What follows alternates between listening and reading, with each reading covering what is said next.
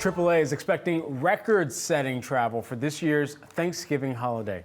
According to their estimates, nearly 80 million Americans will travel 50 miles or further, and almost 90% of those travelers will be driving. Joining us now to discuss all things holiday travel, we've got Alec, Slatky, who is the AAA Managing Director of Public and Government Affairs. Great to have you here in studio with us. I mean, this is you guys' Super Bowl, as you were telling me during the break. So just what are some of the anticipations as we are squaring up this holiday season? I mean, we're expecting record numbers of people driving, flying, traveling overall. And I mean, from the last couple of days so far, it seems to be panning out. And it's really just been a strong couple of years for travel. That kind of revenge travel couple of years is kind of slowing down as of a few months ago. But Thanksgiving is one of those holidays that it doesn't really matter what the overall travel trends are. People want to see family and friends. What is the medium that people are using to transport themselves to family and friends? And is there kind of any major delta in the number of ways that they're trying to get there this year versus last year? Honestly, it's still road trips. Road trips still number one by a huge margin. Nearly 72 million Americans were expecting to drive to their destinations. Of course, when you have almost 6 million people in the airports over the holiday period, that it seems really busy as well, and it is. And trains, cruises, other modes of transportation, we're seeing those go up. So pretty much across the board, big year for all modes. What is the reason that gas is cheaper this year compared to last year? I mean, is there a driving force behind that we're seeing?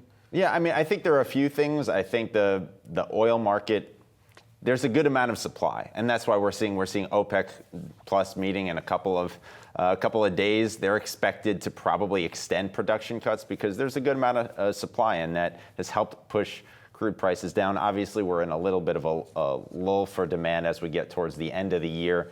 That seasonal trend shows lower demand. So those are a couple of the reasons. What are some ways that people who are driving and taking to the road can save money at the pump?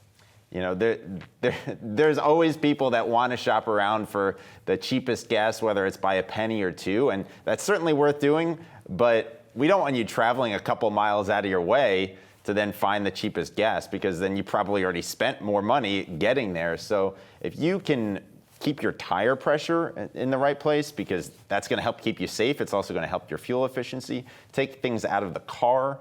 Certainly combine trips if you can. Don't use premium gas unless the car says you need to use premium gas. You can find a credit card that has gas-specific rewards. So there's a lot of different ways. And go the speed limit. Go safely. Drive safely. Don't brake hard. Don't accelerate quickly. That's good for safety, and it's good for fuel efficiency as well. We were speaking with a guest earlier in the day, and we were talking about airfare costs and them actually moderating just a little bit lower here.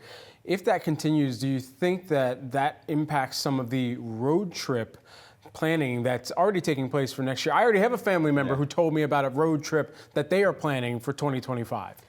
I mean, I think it's possible. I think road trips still are going to be, by far the most common way to get around for holiday vacations or for any other sort of vacation. But I think as we're seeing that growth in air travel start to subside a little bit, maybe the prices moderating will help pick it up again next year. We'll see.